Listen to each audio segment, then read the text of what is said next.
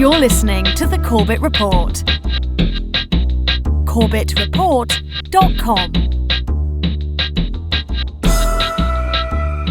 A report investigating more than 50 years of allegations against Jimmy Savile has detailed 34 crimes of rape and 126 indecent acts. The youngest victim, a boy of just 8. The NSPCC, who produced the report together with the police, is calling Savile one of the most prolific sex offenders it has ever come across. He targeted his victims mostly in the 1960s and 70s, at the BBC, at schools, hospitals, even a hospice. But the sexual abuse also took place as recently as 4 years ago. The Crown Prosecution Service has admitted that Savile could have been brought to justice while he was still alive and apologised to his many victims. David Sillito reports. Jimmy Savile, a predatory sex offender. His first recorded assault, 1955. The last, 2009. Today's police report is the clearest picture yet of Savile's crimes. The numbers are bewildering. 450 people have come forward. 328 were children at the time. 214 crimes have been reported, 34 rapes. The youngest victim was 8. And on it goes. Hundreds must have known something. When I went to the BBC as an executive in the late 80s, about 1987, I was aware of the rumours about Jimmy Savile. I was also aware of rumours about other people. There was a culture, and it was a generational thing. In areas of light entertainment, behaviour was tolerated. I feel the reason why these women never came forward before was nobody would have believed them, because Jimmy Savile raised so much money for charity, and he used the money that he raised for charity as a bargaining power to buy silence from national newspapers. And if ever there was a time when someone might have blown the whistle on him, he would threaten those newspapers and those reporters that charity money would not go to those hospitals. As the Jimmy Savile sexual abuse allegations continue to rise, questions are being asked if he was part of a much wider and select paedophile network of high-profile individuals who may have assisted Savile, helped organise abuse, cover it up, or taken part in the assaults themselves. The outspoken West Bromwich East MP Tom Watson spoke out at Prime Minister's Question Time to a shocked House with a name who has been implicated with Savile. He said the name was believed to be a senior aide who is still living, with links to a former Prime Minister and to a man who imported child pornography into Britain from abroad. Welcome, ladies and gentlemen. Welcome back to the Corbett Report podcast. I'm your host, James Corbett of CorbettReport.com, podcasting to you from the sunny climes of Western Japan here on the 13th day of April, 2015. This is episode 304 of the Corbett Report, Political Pedophilia.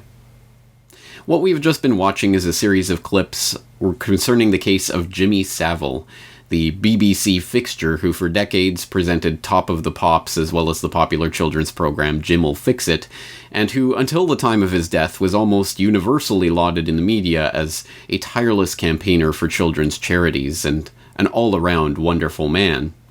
Until, that is, he died, and the first cracks started to form in that facade as a few journalistic toes were dipped into the water of the cesspool of corruption that was Jimmy Savile's life.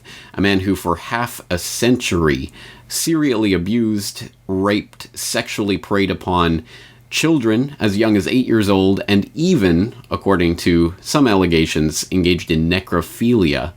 And the Jimmy Savile case is particularly instructive regarding the topic of political pedophilia that we're going to be documenting on today's podcast, because it really does encapsulate this phenomenon in a nutshell. Here we have this man who, as we now know, was widely known amongst media and political circles to be a pedophile, to be a sexual predator, a rapist, a serial abuser of children, and yet that open secret was kept from the public and was never shone, there's no spotlight was ever shone on it during his lifetime, or at least there were a few people who tentatively asked a few questions in an interview here or there, but it never amounted to anything. And suddenly when he died, the floodgates were opened. This is interesting because it provides an insight into not only the phenomenon of political pedophilia generally, but also specifically how this phenomenon is perpetuated, how it operates, how political connections and media influence can keep the lid on a scandal as massive as this one, with literally hundreds and hundreds and hundreds of allegedly abused children now stepping forward and now being heard after the floodgates are opened. It does provide that, as I say, that window of understanding as to how such a phenomenon can occur. And it is now still continuing to be documented in that media that so signally abdicated its most basic duty to serve the public interest in those decades, when those same reporters who are now reporting on this phenomenon knew that it was taking place.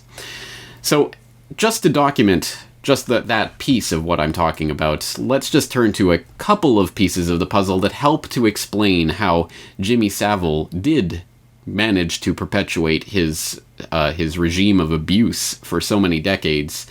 And we can see it from the likes of his, not only, of course, wealthy and powerful entertainment friends, or his employers and handlers in the BBC and the media generally, but also his political connections, and his connections that go all the way up to royalty. For example, we have this from the Telegraph on the 4th of October 2012. Sir Jimmy Savile, Prince Charles's love for Savile's ladies. The Prince of Wales sent Sir Jimmy Savile a Christmas card in which he asked him to give my love to your ladies in Scotland. Which reads, in light of ITV's damning documentary about Sir Jimmy Savile's sexual abuse of girls, the Prince of Wales may regret the closeness of their friendship. On one Christmas card that Prince Charles sent to the television presenter who, as we now know, was interviewed by police in 2007, he wrote, Jimmy, with affectionate greetings from Charles, give my love to your ladies in Scotland. We also have this just coming out just 2 months ago, again from the Telegraph, 3rd of February 2015, Charles biography, 8 most interesting disclosures about Prince of Wales. Prince Charles trusted Jimmy Savile on everything from marriage guidance to checking speeches, among biographer Catherine Myers claims. Quote, fresh evidence of the extent to which the Prince of Wales relied on Jimmy Savile as a confidant and advisor is revealed for the first time in a controversial royal biography published later this week. The Prince asked Savile to read over his speeches and to provide his thoughts on how they might be improved, as well as asking his advice on matters to do with health policy. Charles, The Heart of a King, by the journalist Catherine Meyer, explores the relationship between the Prince and Savile, now known to have abused hundreds of children. Savile, who died in 2011, was for years a visitor to Highgrove and St. James's Palace. He also had the run of Stoke Mandeville Hospital, Leeds General Infirmary, and Broadmoor, which, to the Prince, made Savile an obvious person to tap on for advice on navigating Britain's health authorities. Mayer recounts an occasion at Highgrove where health officials were gobsmacked to arrive for a meeting about the proposed closure of emergency services at a local hospital to find Savile at the table. He was said to have threatened the health bosses after the Prince left, saying that making them unhappy could cost them a knighthood. The article continues from there, and there are many, many, many more articles detailing connections between Savile and various members of the British aristocracy, media establishment, and political circles generally. I won't go into that specifically at the moment. I will put in a link in the show notes to a good activistpost.com article from a couple of years ago that goes through some of those connections and opens the door, the Pandora's box that is this scandal.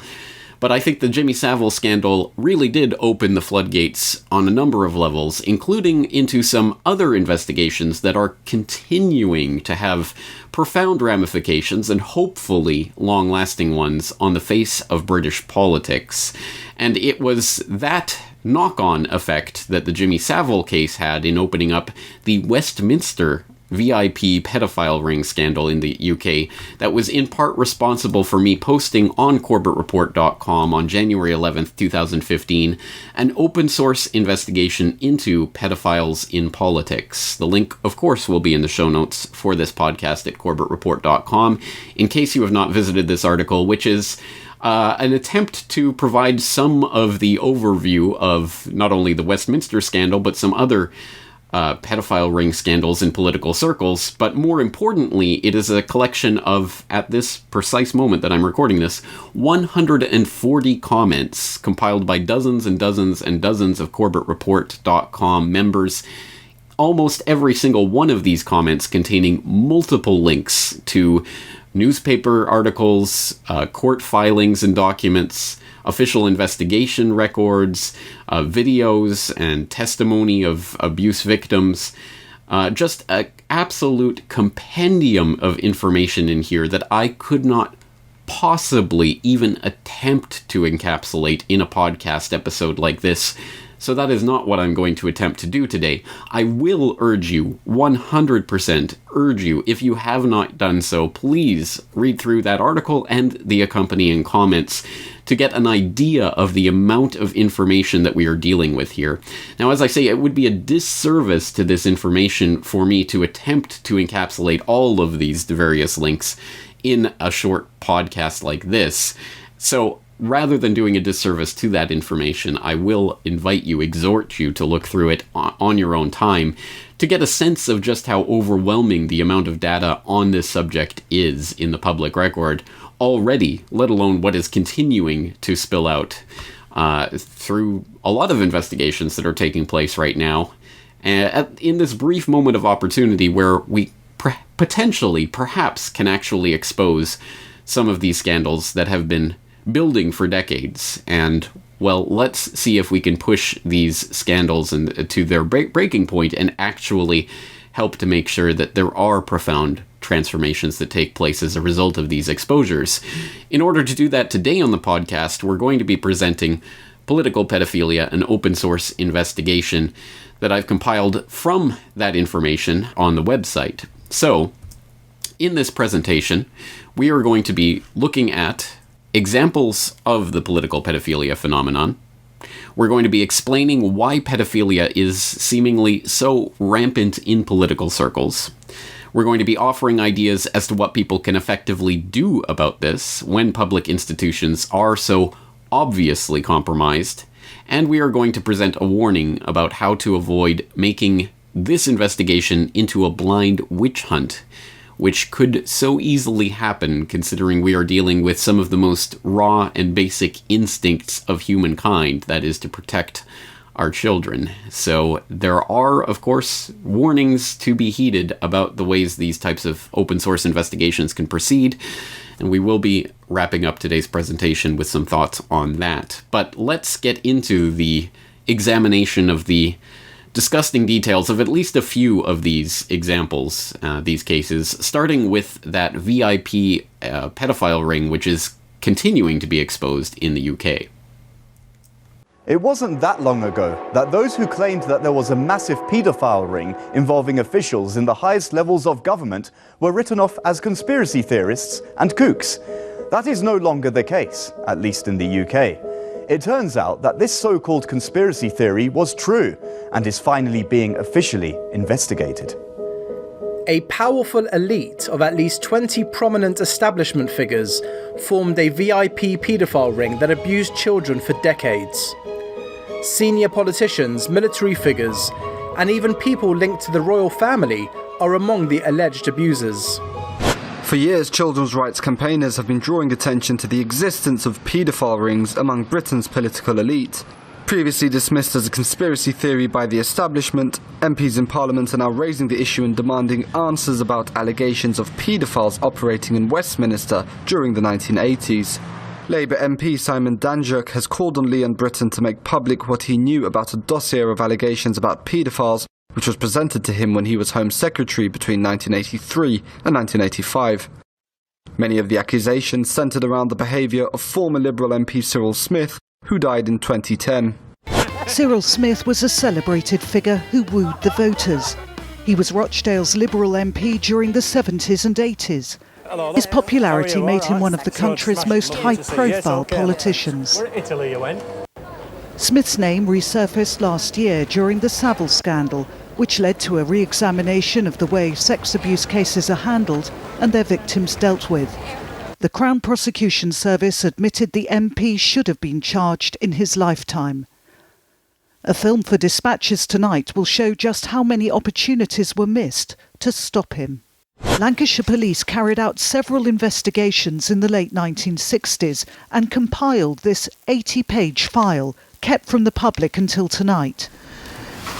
This shows the police were more than ready to prosecute him. And yet they weren't able to. In the file, police complain of veiled threats from local Liberals. Smith himself is accused of pressurising witnesses to withdraw their statements.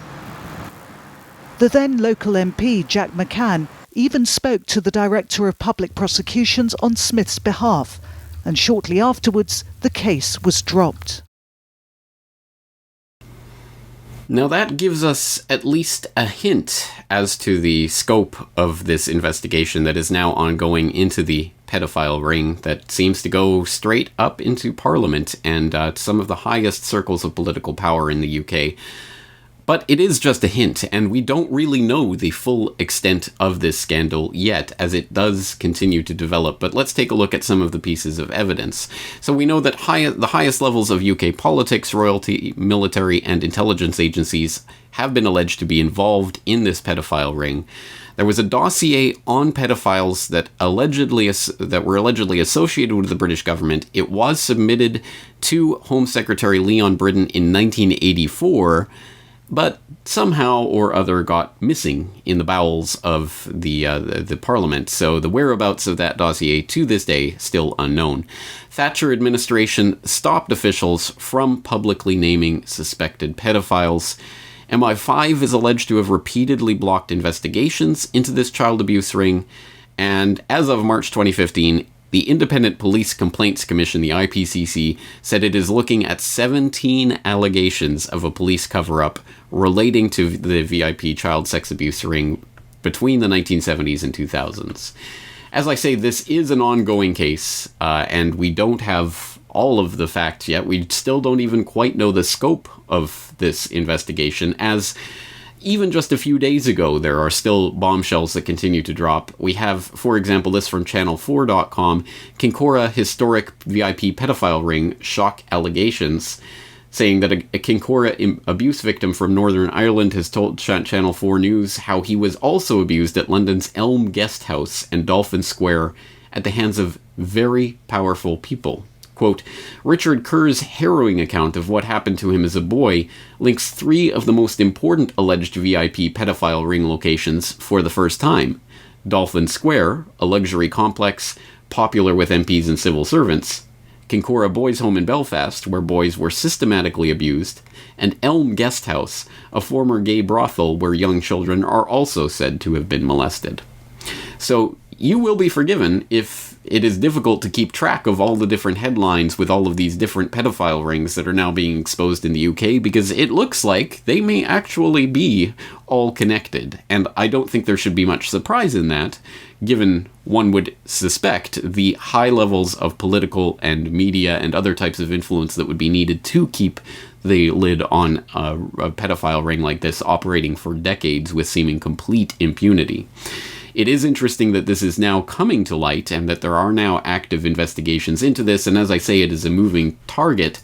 And just another example of that, we had just recently the ex-chief constable of the Lancashire Police coming out and charging, again, a specific charge of cover-up in the case of Cyril Smith, who we heard about in that video clip montage that we just watched. A retired chief constable has revealed that a sinister cover-up of the crimes of pedophile MP Cyril Smith was ordered by a top official working for the Director of Public Prosecutions. Albert Laharn, former chief constable of Lancashire Police, said that in the 1970s he was asked to lie about the 29-stone Liberal politician's alleged sexual abuse of a boy. The 83-year-old is the highest-ranking ex-officer yet to give details of an establishment conspiracy to protect Smith.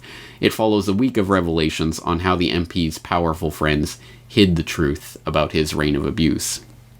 So, as I say, this is an ongoing story, an unfolding story, a moving target, if you will, and I don't suspect we have seen the last of this. We may, unfortunately, start to see these types of investigations being led down dead alleys, blind alleys, or being put into inquiries that ultimately result in nothing.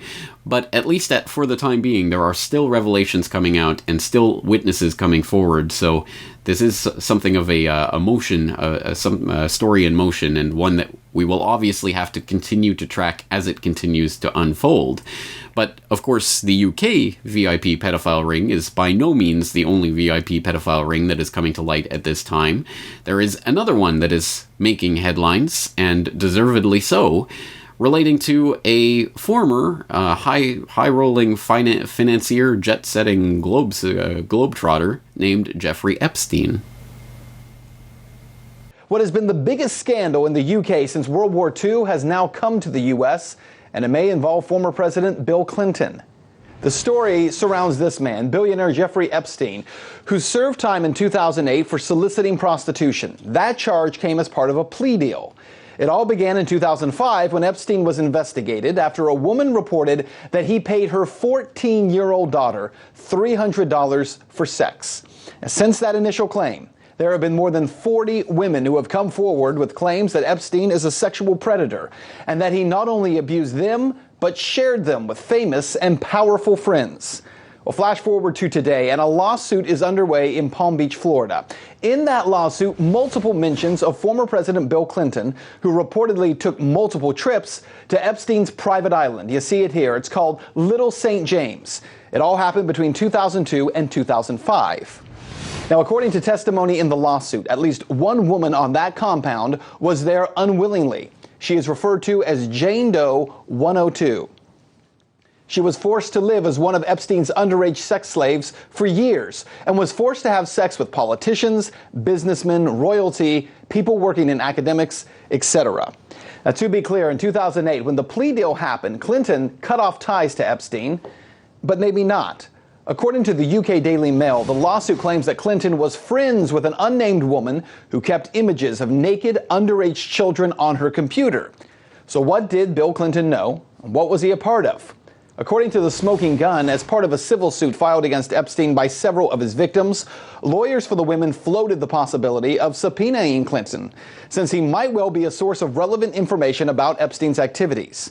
Now, while Clinton was never deposed, lawyers obtained Epstein's computerized phone directory, which included email addresses for Clinton, along with 21 phone numbers for him, including those for his assistant, Doug Band, according to a court filing. Some very interesting and revealing details there about the connections of Jeffrey Epstein to people like Bill Clinton, and not just Bill Clinton. And we can garner that from the story of the incredible story of the little black book that was stolen from Jeffrey Epstein by his houseman, whatever that means, who took the black book containing the different phone numbers and addresses of individuals related to Epstein, and according to the police, was attempting to use it as blackmail against Epstein. But still, the names in that little black book should be, well, familiar to people. For one, there's a lot of very familiar household names in there, including the likes of Mick Jagger and John Cleese and Barbara Walters and Mike Wallace and others. But perhaps the interesting part of that is that in the Black Book, which you can go and download, there is a PDF document online that you can actually see the actual document. It has all of the phone numbers of the individuals redacted, of course, but it does actually list all of the individuals in this Black Book. And some of the other names in this book should, well, ring some alarm bells for viewers of the Corbett Report, including a certain David Rockefeller, and also people like Peter Soros and Ehud Barak, former Prime Minister of Israel.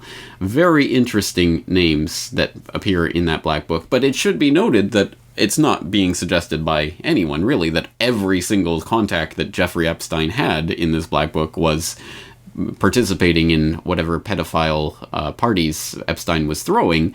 It's that these people all associated with Epstein, even up to and including the time where he was coming under suspicion for these activities. And there's an excellent post on 1984 Arkansas Mother of the Year.blogspot.com, which I will put in the show notes for this episode, that compiles dozens and dozens and dozens of links to various court documents and filings and articles about this story, called The VIP Pedophile Friends of Mega Pedophile Jeffrey Epstein, that I think is required reading for people who want to know more about this case, and specifically about the people who were circled in this black book. There are a number of people who are circled because this houseman, Alfredo Rodriguez, believed these were the people who were participating in the pedophilia with Epstein, including people who you might not have heard of before. Flavio Briatore, who with an estimated net worth of $150 million, a Formula One racing manager. Jean-Luc Brunel, who in the modeling industry, surprise, surprise, and some other names that you probably will be familiar with, who again were circled as what Alfredo Rodriguez believed to be participating in these pedophile parties, including Bill Richardson, the former governor of New Mexico, Ehud Barak, the former prime minister of Israel, Alan Dershowitz, who, according to an undisputed statement of fact filed by the victim's lawyers in April of 2011, said Epstein's housekeeper Alfredo Rodriguez testified that Dershowitz stayed at Epstein's house during the years when Epstein was assaulting minor females on a daily basis, and Dershowitz was at Epstein's house at times when underage females were there being molested by Epstein. Other names on that list of people who were identified by Rodriguez as participating in these parties include Courtney Love, Peter Soros, the aforementioned Peter Soros, nephew of George Soros, and Les Wexner, a huge Republican PAC donor, amongst others.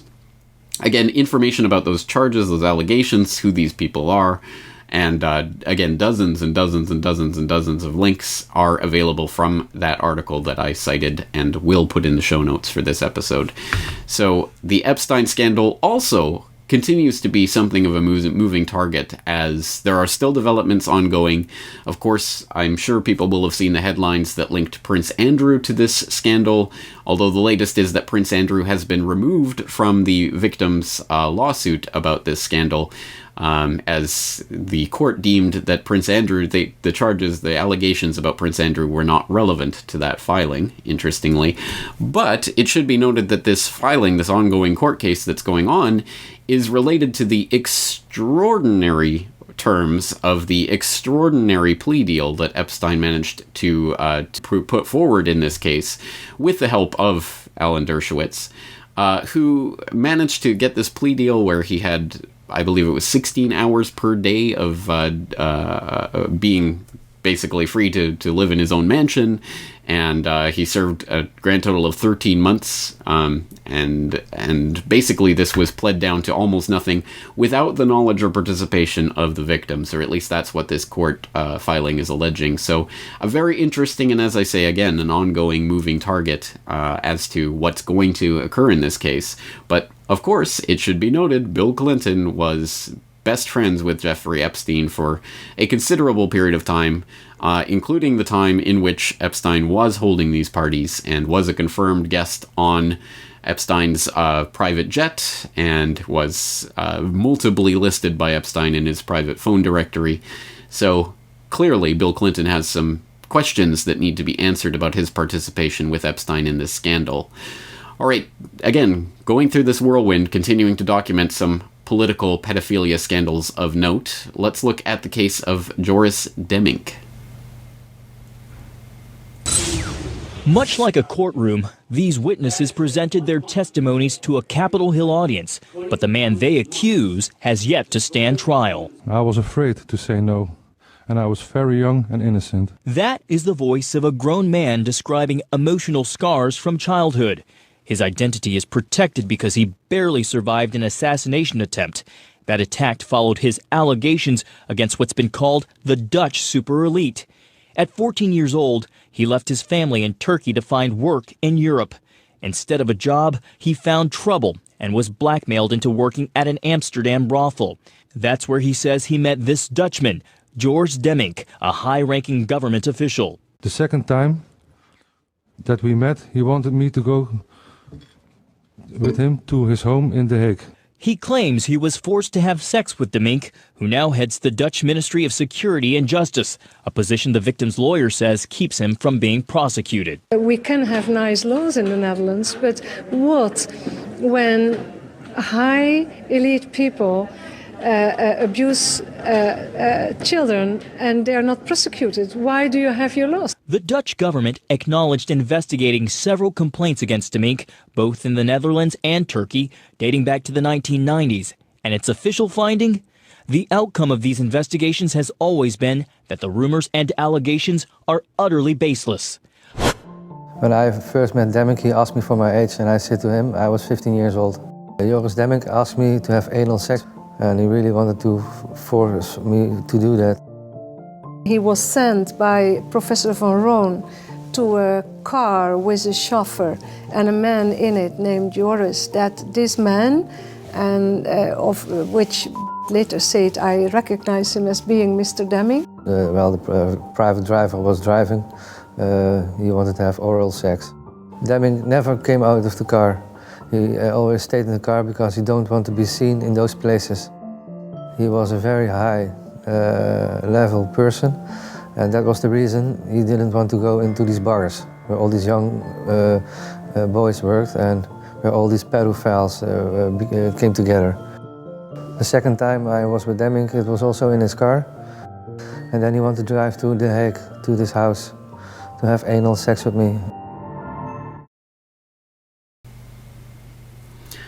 Another chilling case, this time from the Netherlands. So just to recap some of the details of this case, there was an investigation that was launched into an alleged pedophile network in Amsterdam in the 1990s, a police investigation called the Rolodex Affair that was shut down shortly afterwards, which of course raised accusations of cover-up, as it should.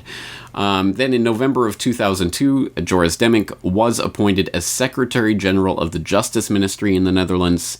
There were 3 separate rape and sexual misconduct charges filed against Demmink in 2008 and 2010 by 2 boys in Turkey, but a criminal investigation never took place. Demmink's travel movements during the time in question have never been made public, and the Turkish charges were later dismissed. Now, the Demmink affair is a fascinating one because it leads into the heart of the story that we've talked about on this program before. For example, in the presentation that I gave in the Netherlands on Gladio B, you might remember that one of the people mentioned in that presentation was Hussein Bijbesson, and he figures in Demmink's story as well. Let's take just a short extract from a very important article on isgp.nl, a website that was highly recommended in that comment section of the open source investigation on CorbettReport.com by multiple users, and which we will reference again before the end of this episode. But on October 31st, 2014, ISGP.nl posted, "The Netherlands in Perspective, Demmink Affair reveals the supranational politics of heroin, cocaine, blackmail, and deception." I'm just reading one very small extract from that very long and very thorough article.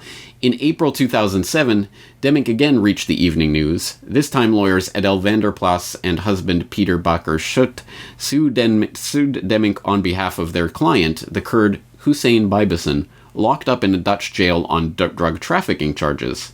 Van der Plas and Schut claim that their client, which they have had since at least 2002, is completely innocent. He was locked up by the Dutch authorities after pressure from the Turkish government.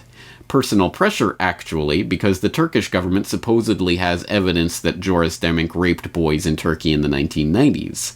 If Demmink wouldn't see to it that Bijbesson was put away, they would start revealing evidence. Now, again, this is much too detailed to get into all of the specifics here, but Bijbesson, an interesting connection into the Gladio case and the prospect of NATO drug running. So again, there's some interesting connections there that I hope to draw out in the future, and I am attempting to set up an interview that will get a little further into the heart of the Demmink story and some of the connections there in the near future. But proceeding, let's detail another case of political pedophilia, one that I think is more well known amongst alternative media circles, but still, of course, largely unknown to the general public, and that is the Franklin scandal.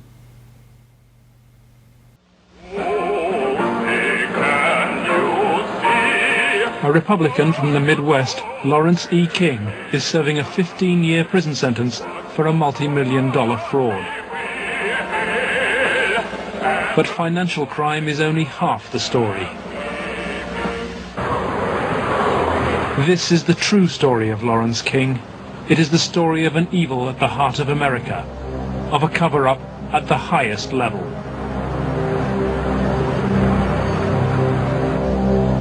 One man is attempting to uncover the full story. John DeCamp is among the most highly decorated Vietnam veterans. A former Republican state senator in Lincoln, Nebraska, he is now a lawyer fighting the legacy of Lawrence King's evil network. It's a web of intrigue that starts in our Holy of Holies, Boys Town, Nebraska, one of the most respected institutions in the United States, and spreads out like a spider web to Washington, D.C., right up to the steps of the nation's capital, the steps of the White House, involves some of the most respected and powerful and richest businessmen in this United States of America. And the centerpiece of the entire web is the use of children for sex and drug dealing and drug couriers, the compromising of politicians, the compromising of businessmen, but worst of all, the corruption of key institutions of government that have the duty and responsibility to make sure these things never happen. Some of the parties, when they started off, were straight political type parties with no sex. So you were in the White House then? Yes. How did you gain access? Well, I came down with Larry King. What time of night? It was usually around midnight, and it was kind of a gift for our services that we were doing. Larry King was the facilitator. That was the man that was in charge. I mean, we flew with him on the trips, had flown to Chicago, was in a hotel room. I was dressed in a negligee.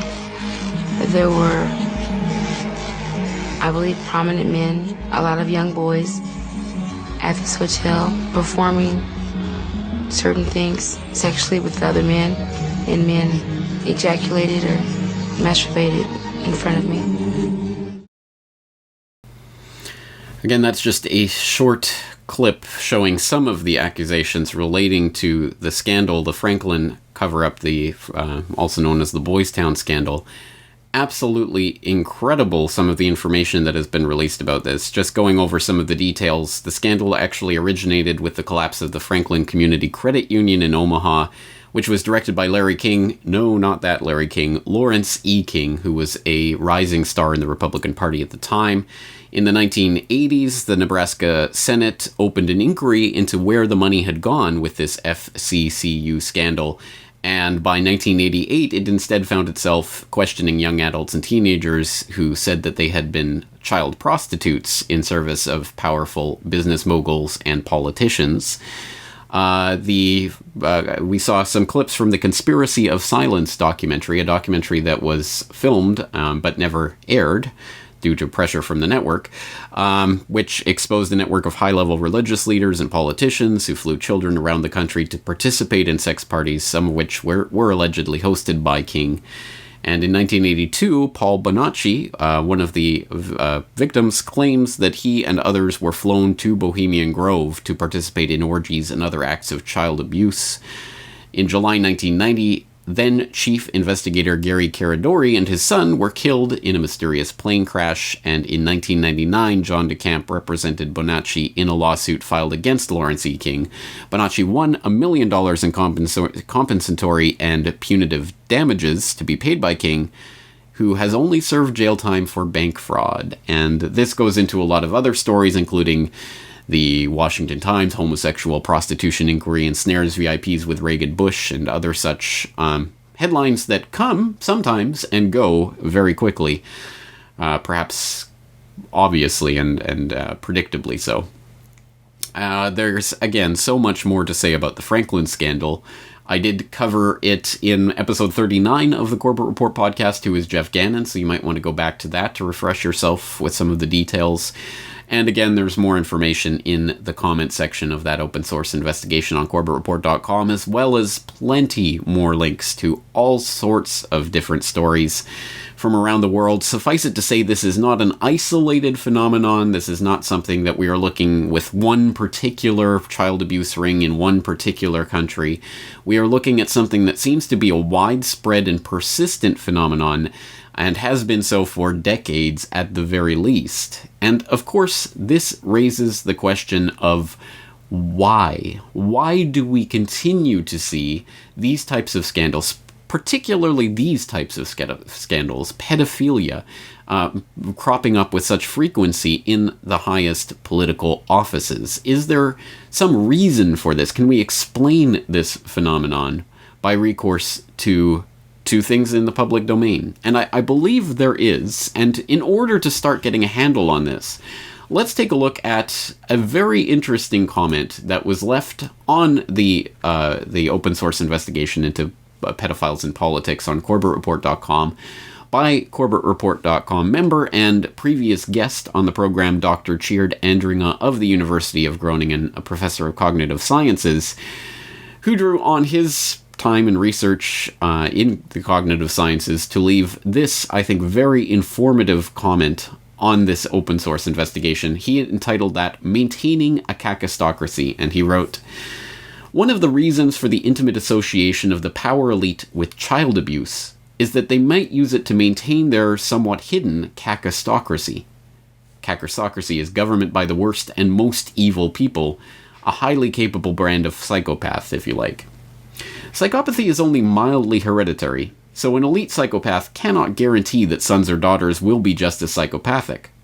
I expect this entails that they need a steady resupply of ruthless and power-hungry individuals who understand the world deeply and pervasively and, as such, are highly capable. Normally, deep and pervasive understanding leads to wisdom and a sense of responsibility, humility even. But that is precisely not what the kakistocracy needs. It needs the same depth and pervasiveness of understanding, but in combination with utter ruthlessness and the capacity to appear respectable. Enter child abuse. By abusing children, you give them an attachment disorder by violating or destroying the deep sense of security that is the basis for an open attitude toward learning and discovering.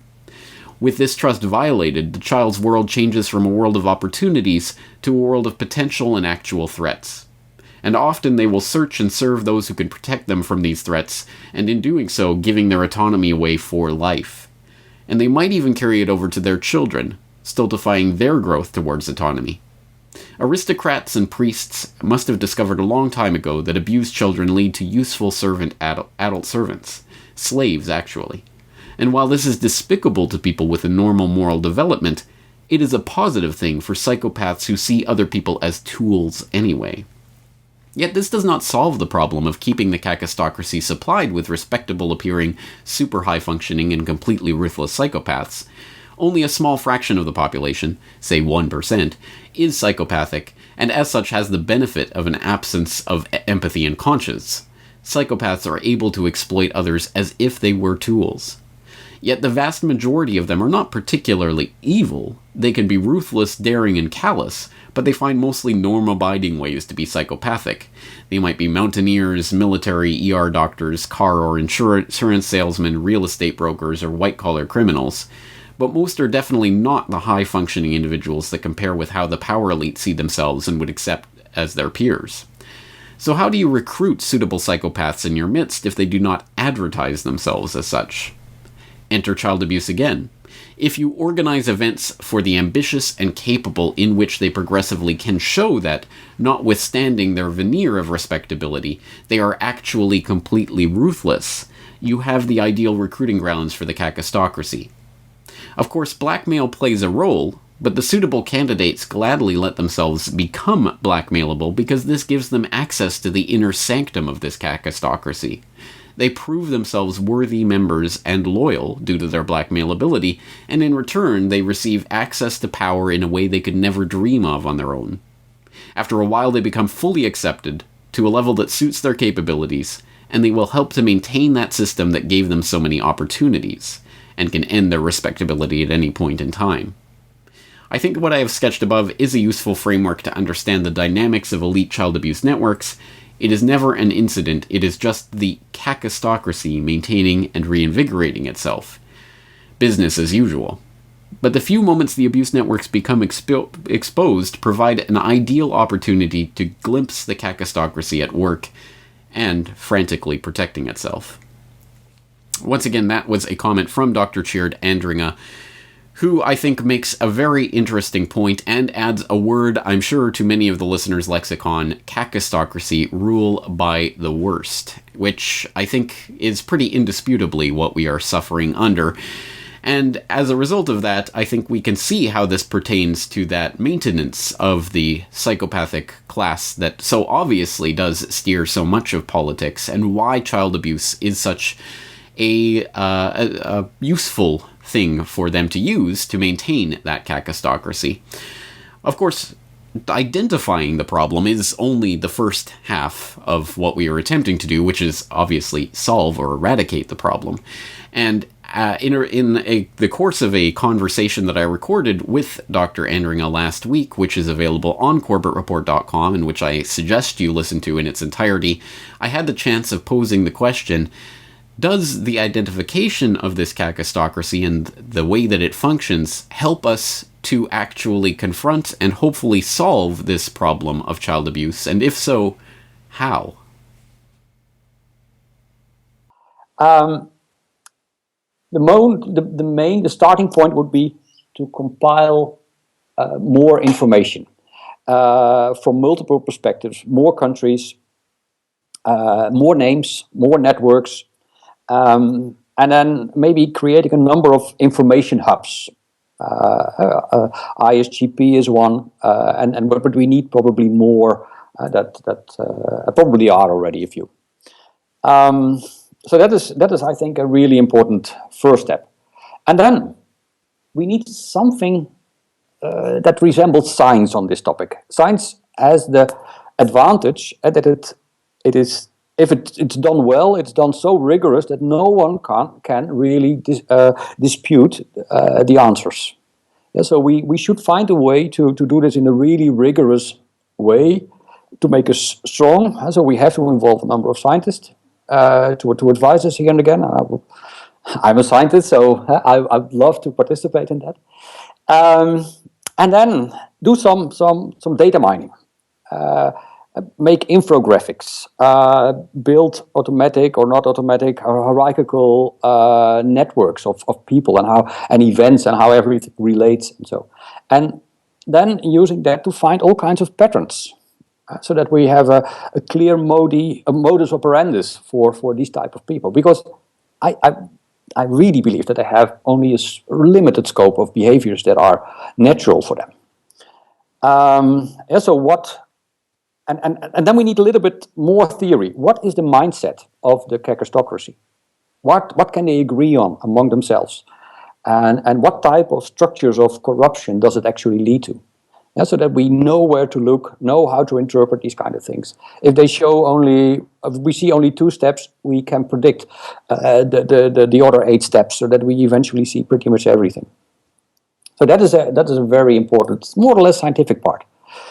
But everyone can engage in that. That is not a. It's just a way of doing it. It's not the persons who are doing it. Then associated with that is also come up with a number of theories.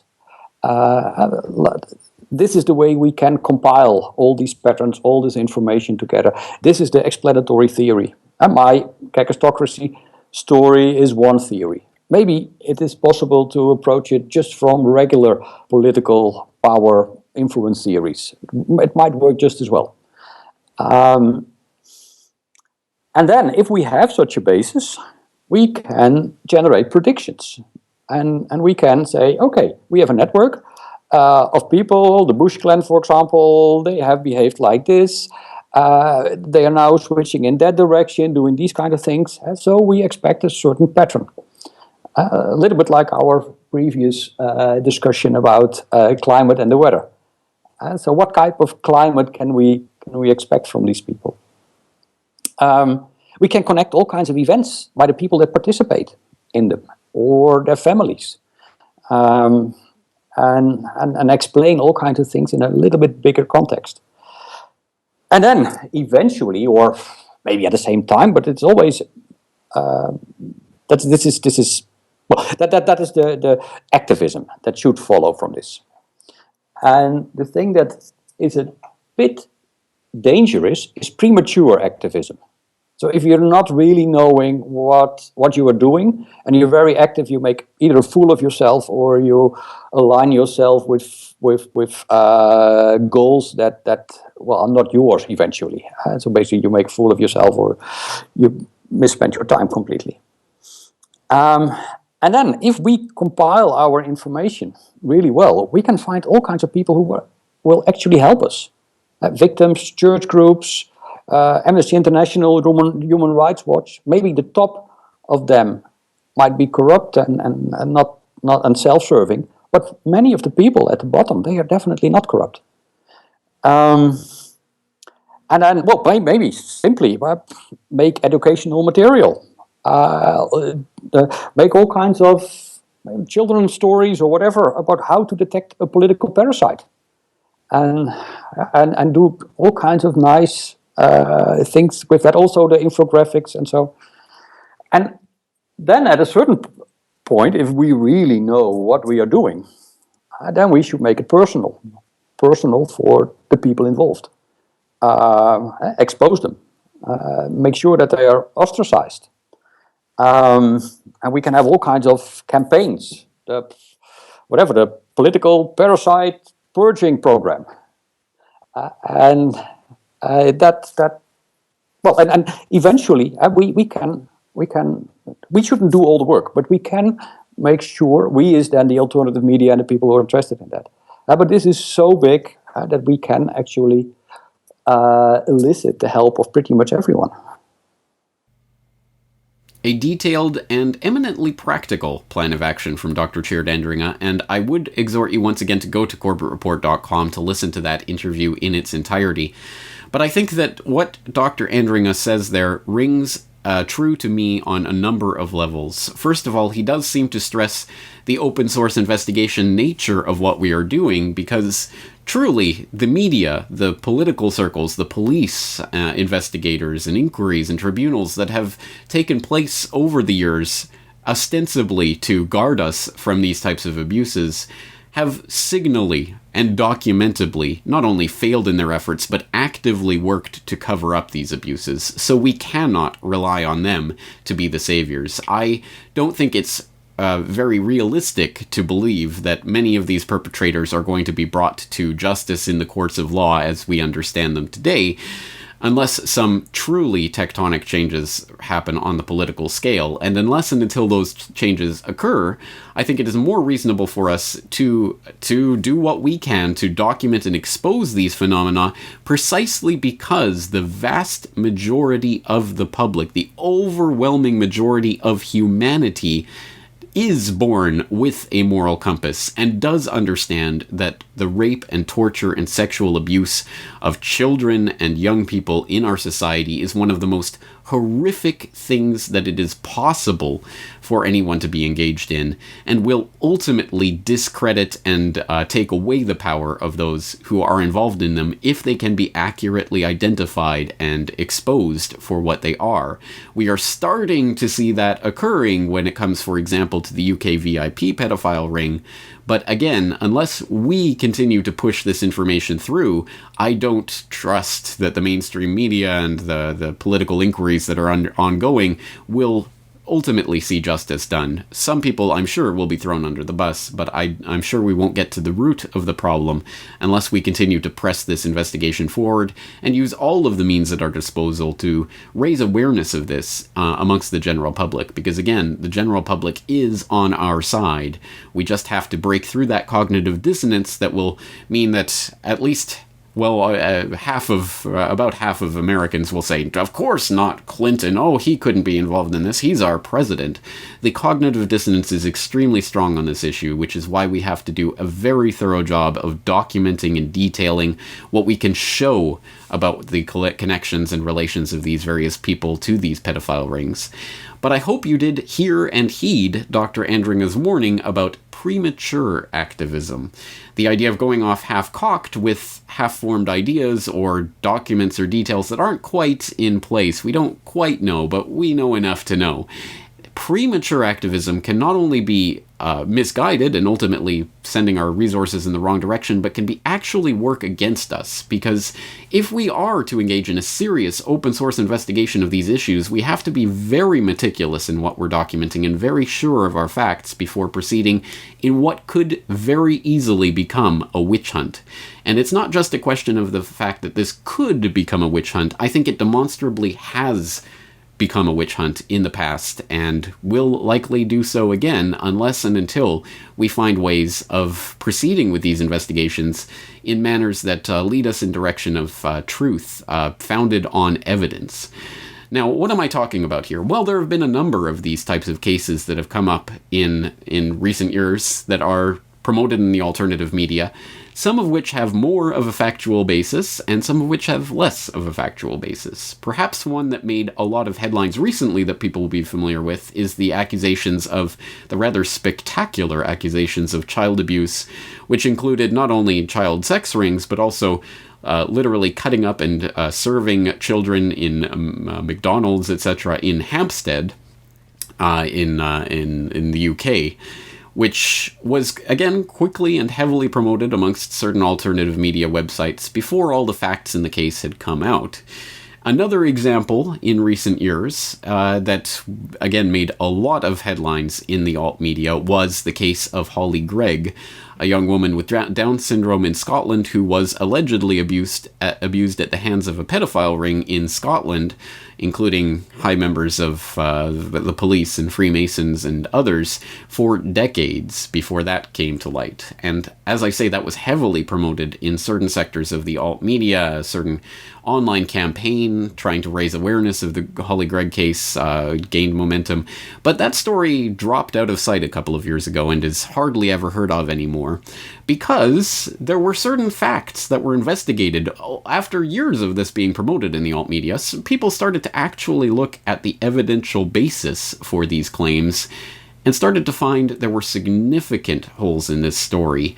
Not only that some people who were identified as being part of this pedophile ring, identified by name, don't actually exist, but some of the places that were identified as places where this abuse happened don't actually exist.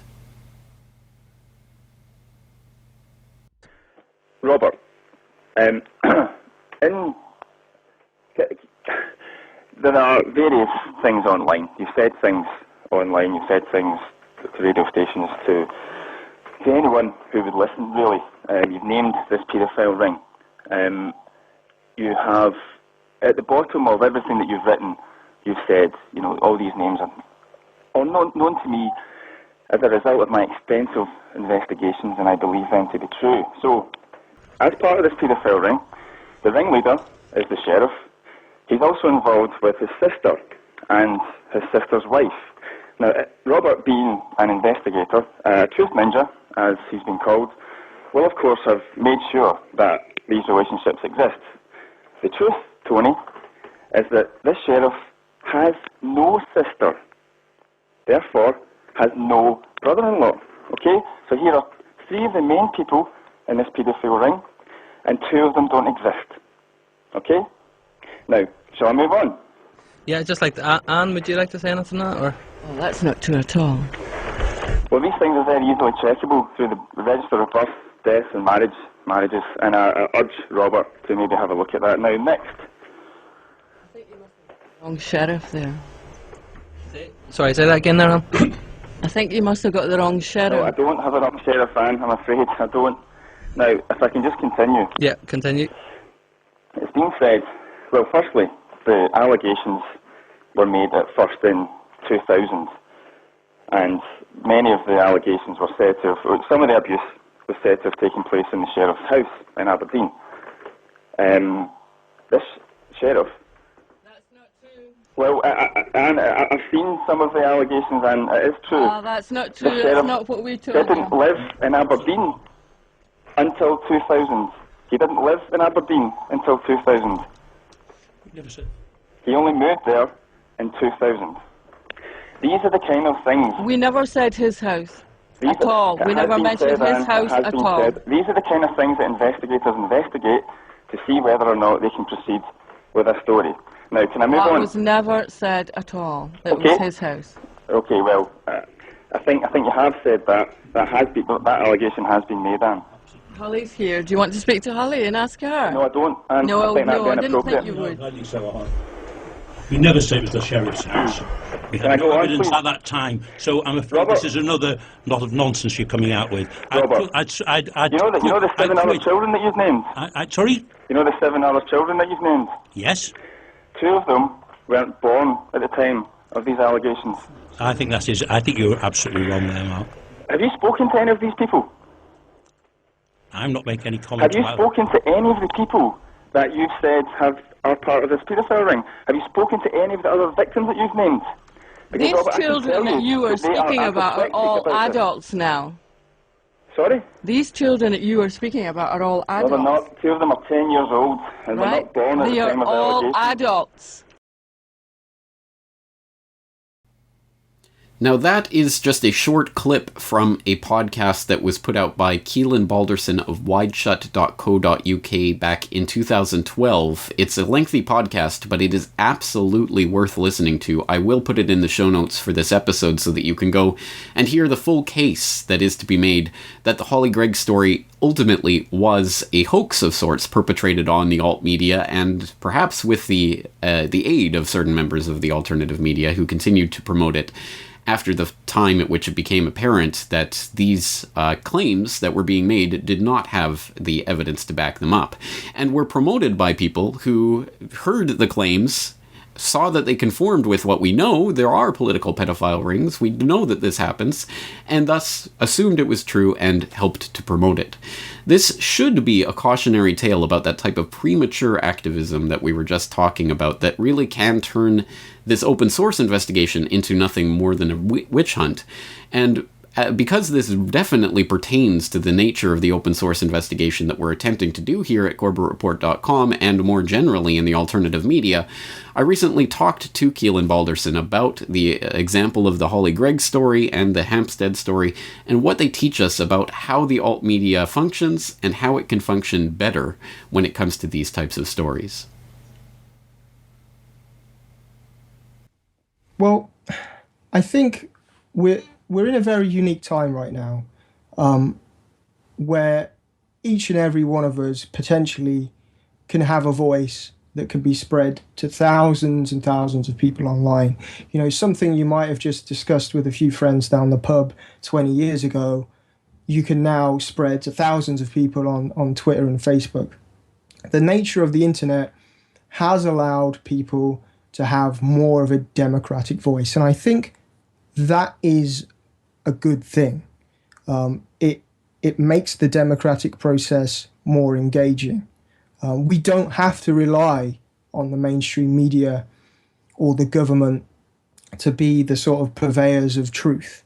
If something isn't investigated right, or we think it's not being analysed in the right way or whatever, we can do something about it. We can look at it ourselves and present a different side. That's very much what the Corbett Report is, and what I do at Wide Shut. We kind of try to pick up the slack where we think the mainstream media has failed.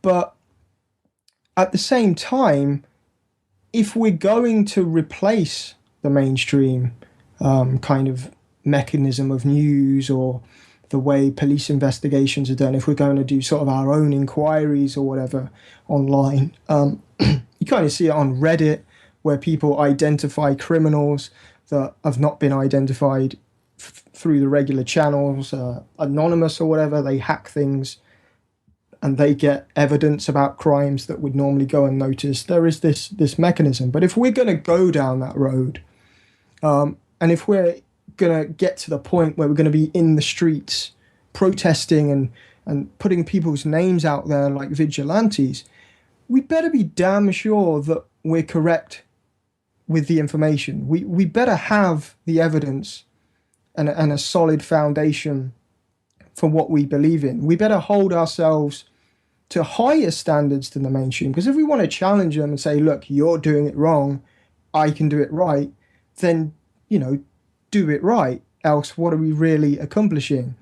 And I guess my fear with cases like the Holly Gregg case or this recent allegations of a satanic cult is that people have failed doing that in a spectacular way, and they're drawing conclusions and campaigning based on nothing more than a couple of YouTube videos or something they've heard on an alternative media outlet. If we're that careless, and I say we, but if people are that careless, you might just be giving the state the perfect reason to clamp down on the internet. If we don't use these tools wisely, then they might just take them away from us. There's that old saying, with great power comes great responsibility. If we're going to use these tools, then let's be responsible about it. Let's make sure we've got everything nailed down before we just run off like headless chickens, share, like, share. Like, just think about what you're doing before that.